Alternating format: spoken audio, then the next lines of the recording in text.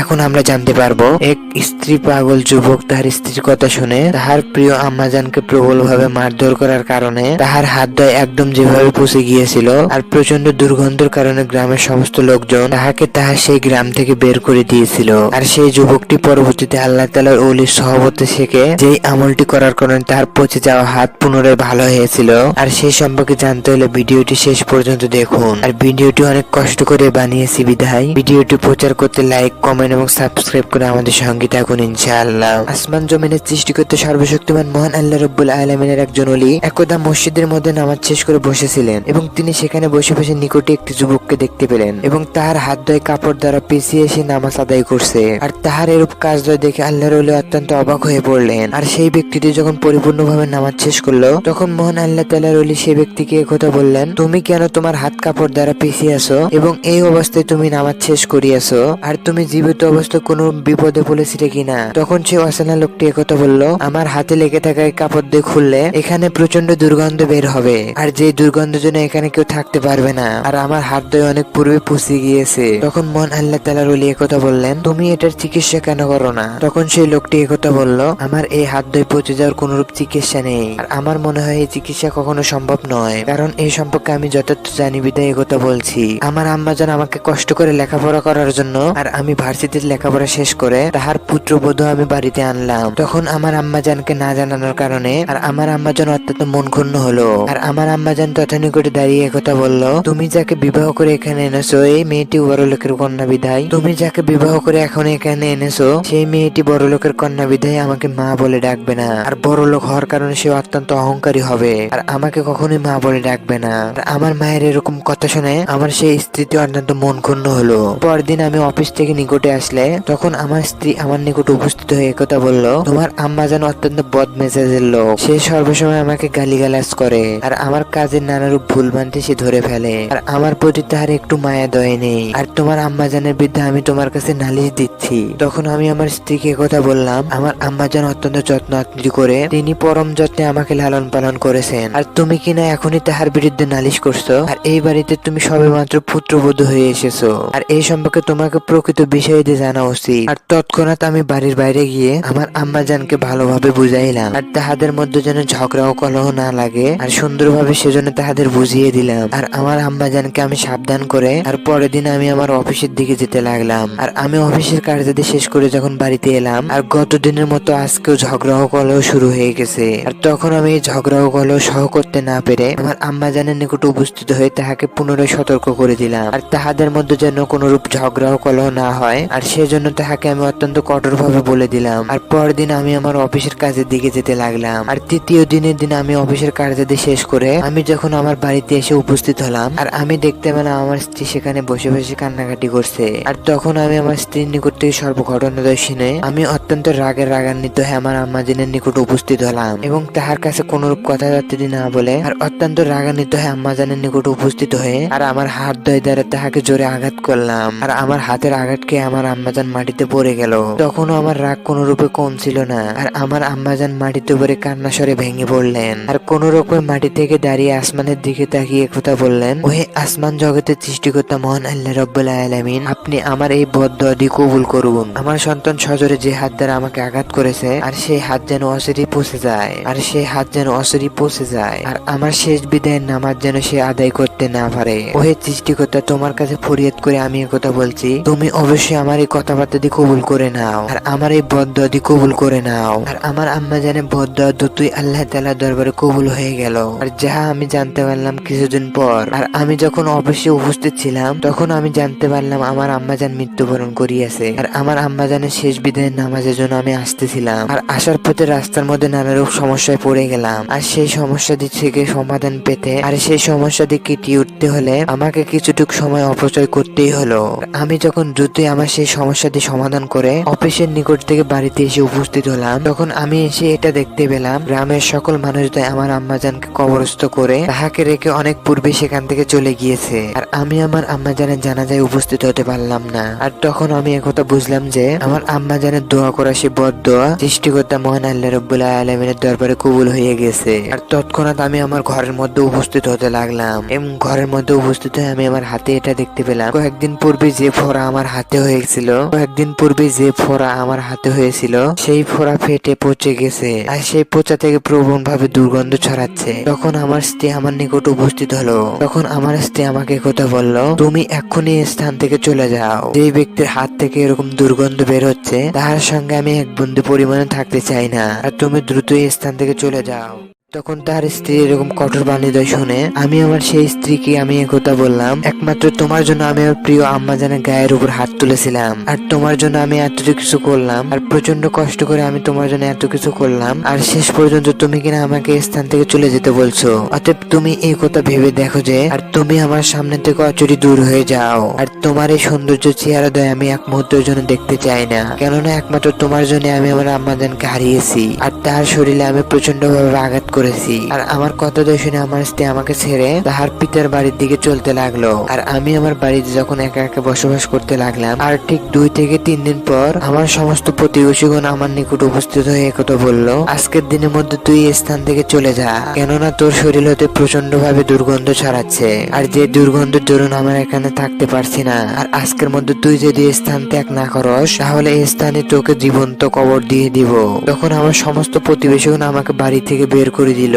আর আজ আমি নিঃস্ব হয়ে একাগ্র মনে চলতেছিলাম, আর যে স্ত্রীর কথা শুনে আমি আমার আম্মাজানকে মারধর করেছিলাম, আর আজকে সেই আম্মাজানের কথাটা আমার মনে প্রবল ভাবে ঘাতিত হচ্ছে। আর আমি কান্না করতে করতে নিকটে একটি মসজিদ দেখতে পেলাম, আর আমি সেদিন থেকে আজকে পর্যন্ত এই মসজিদে অবস্থান করছি, এবং আমার হাত ধুয়ে কোন রকম কাপড় দ্বারা পেঁচিয়ে আর আমি 5 ওয়াক্ত নামাজ প্রবল ভাবে মনোযোগের সহিত আদায় করে যাচ্ছি, যেন সেই মহান আল্লাহ রাব্বুল আলামিন আমার সেই ইবাদত কবুল করে নেয়, আর আমাকে ক্ষমা করে আমার এই আযাব থেকে মুক্তি দিয়ে দেয়। ওহে আল্লাহ তাআলার মহান প্রিয় ওলি, আপনি যেহেতু আমার নিকট থেকে অনেক কিছু শুনিলেন, অতএব আপনি এই সম্পর্কে পরিপূর্ণভাবে বলিয়া দেন যে আমি কোন ইবাদতটি করলে মহান আল্লাহ তাআলা এই গুনাহটি মাফ করে দিবেন এবং আমাকে পরিপূর্ণভাবে সুস্থ করে তুলবেন। তখন সেই ব্যক্তিটি প্রবলভাবে সেই কান্নাস্বর শুনে মন দয় নরম করে মহান আল্লাহ তাআলার ওলি এই কথা বললেন। পবিত্র হাদিসে আছে এই কথা যে প্রিয় নবী রাসূলুল্লাহ সাল্লাল্লাহু আলাইহি ওয়াসাল্লাম এই কথা বলেছেন যে, কেউ যদি জীবিত অবস্থায় বাবা মার সঙ্গে বেয়াদবি করে কিংবা তাহাকে প্রচন্ড ভাবে কষ্ট দেয়, আর বাবা মা জীবিত অবস্থায় তাহাদের নিকট থেকে মাপ করাইতে না পারে এবং তাহাদের নিকট থেকে যখন পরিপূর্ণভাবে মাপ চাইতে না পারে, আর তাদের বাবা মা মৃত্যুর পর সেই সকল সন্তান যেন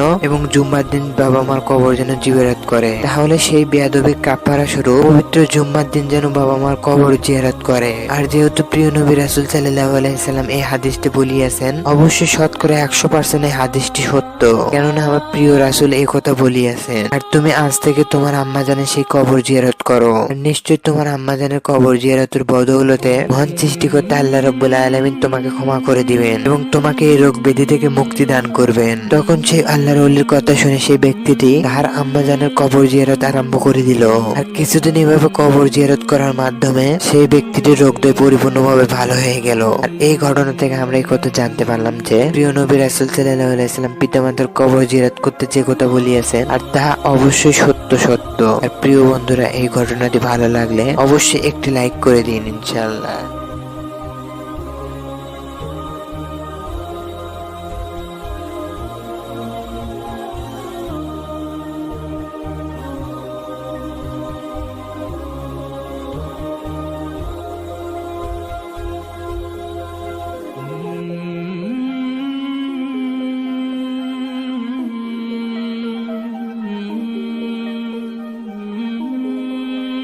প্রিয় বন্ধুরা, এখন আমরা জানতে পারবো উহুদ যুদ্ধে খালিদ ইবনে ওয়ালিদ নামের এক সাহাবী যেমন ভূমিকা পালন করেছিল তাহার একটি ঘটনা।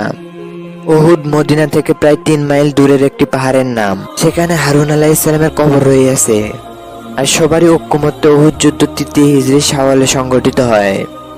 বদর যুদ্ধে পরাজয় ও অপমানের গ্লানি এবং সম্ভ্রান্ত নেতৃস্থানীয় লোকদের হত্যার ফলে মক্কার মুশরিকদের দুঃখের বোঝা বইতে হচ্ছিল। আর এই শোক, ক্ষোভ ও দুঃখ নিয়ে যদিও তারা 1 বছর পার করেছে, কিন্তু মুসলিমদের বিরুদ্ধে ক্রোধ ও প্রতিহিংসার আগুনে দগ্ধ হচ্ছিল প্রতি মুহূর্ত। এমনকি তাদের নিহত লোকদের শোক প্রকাশ করতেও সমস্ত লোকদের সম্পূর্ণভাবে নিষেধ করে দিয়েছিল এবং পরিপূর্ণভাবে যুদ্ধ প্রস্তুতি সম্পন্ন করে 3000 সেনার বিশাল বাহিনী নিয়ে মদিনা আক্রমণের উদ্দেশ্যে বেরিয়ে পড়ে এবং তাদের সঙ্গে ছিল 700 বর্ম, 200 ঘোড়া ও 3000 উট।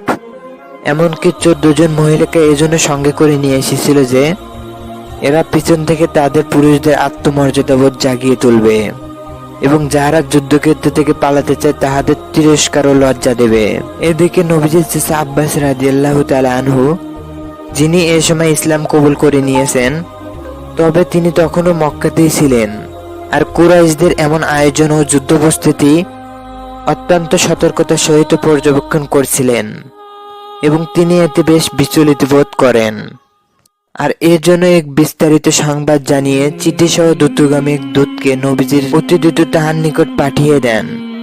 আর রাসূল সাল্লাল্লাহু আলাইহি সাল্লাম এ সম্পর্কে অবগত হওয়ার সঙ্গে সঙ্গে দুজন লোককে সার্বিক অবস্থা পর্যবেক্ষণের জন্য পাঠিয়ে দেন। আর তাহারা অতি দ্রুত তাকে ফিরে এসে তাহারা এই সংবাদ দিল যে কুরাইশরা মদিনার উপকণ্ঠে চলে এসেছে। আর যেহেতু মদিনা শহরে আক্রমণের আশঙ্কা ছিল, তাই শহরের চারদিকে পাহারার ব্যবস্থা করা হলো। আর সকালে নবীজি সাল্লাল্লাহু আলাইহি সাল্লাম সাহাবীদের সঙ্গে পরামর্শ করেন।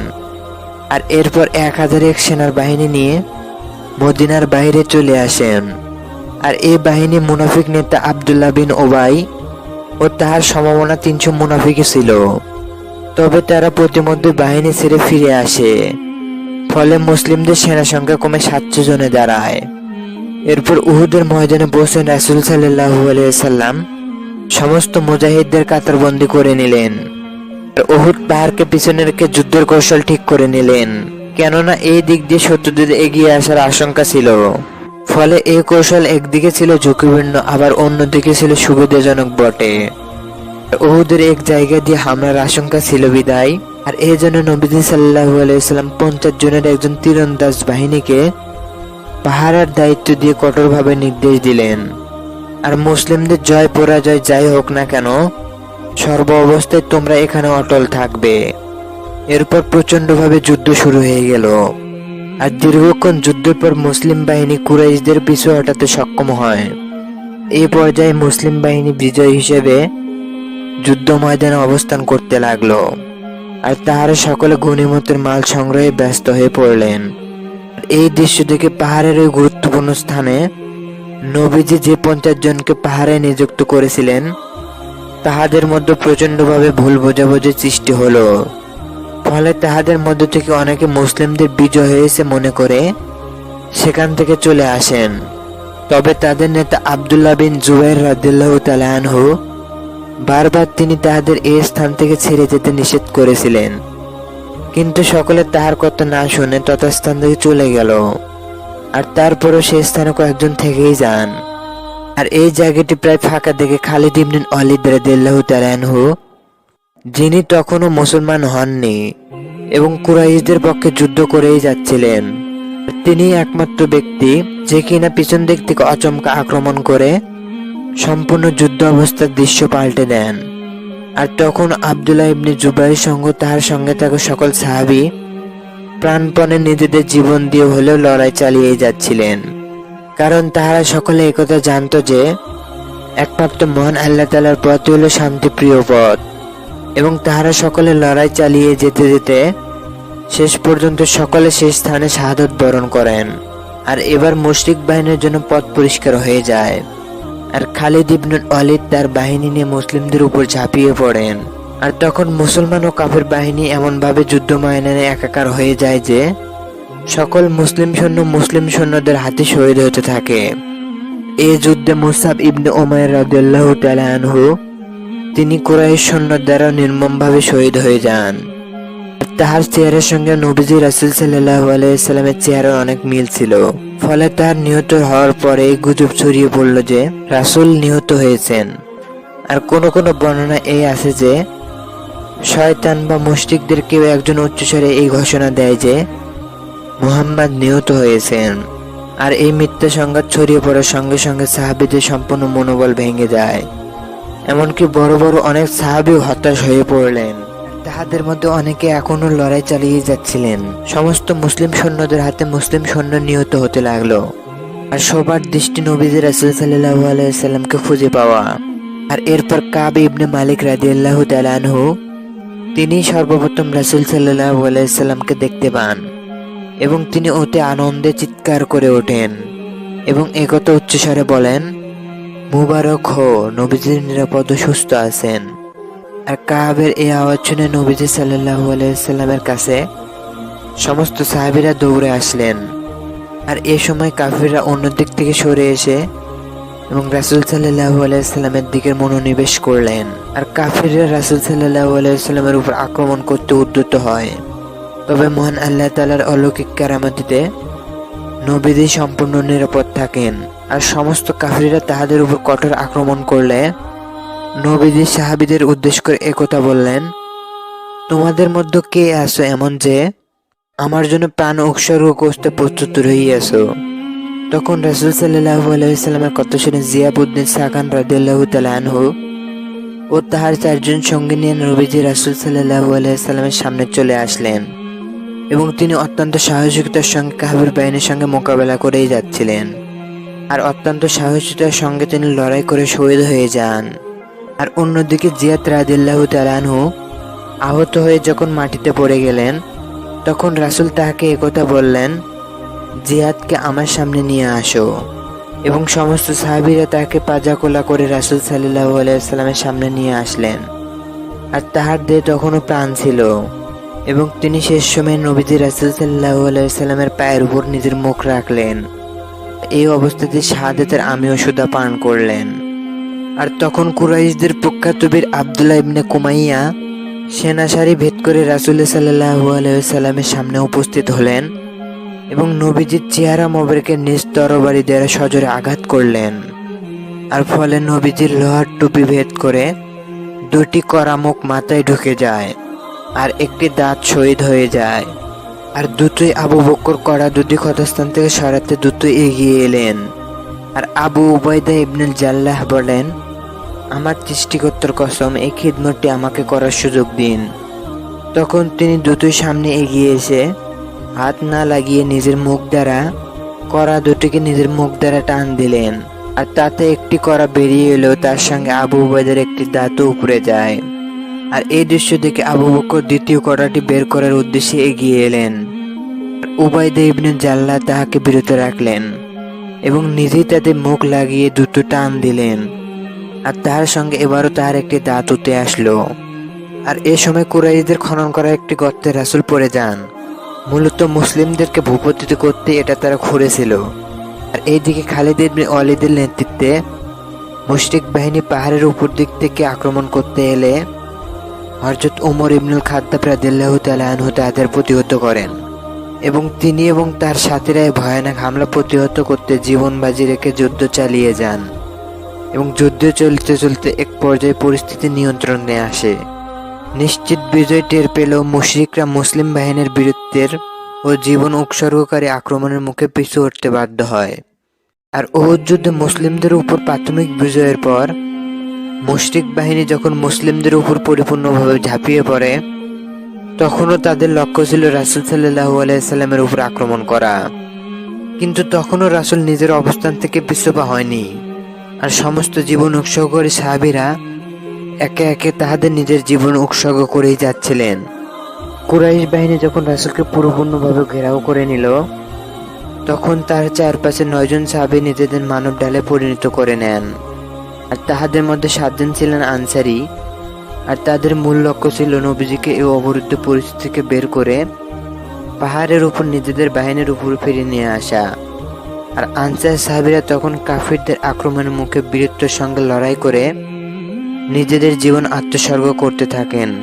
হযরত কায়েস ইবনে আবু হাজিম রাদিয়াল্লাহু তাআলা আনহু থেকে বর্ণিত, তিনি একথা বলেন যে সেদিন তালহা রাদিয়াল্লাহু তাআলা আনহু তাহার যে হাত দিয়ে নবীজিকে রক্ষা করতে যাচ্ছিলেন, আমি তাহার সেই হাত অবশ হয়ে যেতে দেখেছি। আর রাসূল এক প্রস্তরখণ্ডে উঠতে চাইলেও পারেনি। তখন তালহা রাদিয়াল্লাহু তাআলা আনহু তার নিচে বসে যান।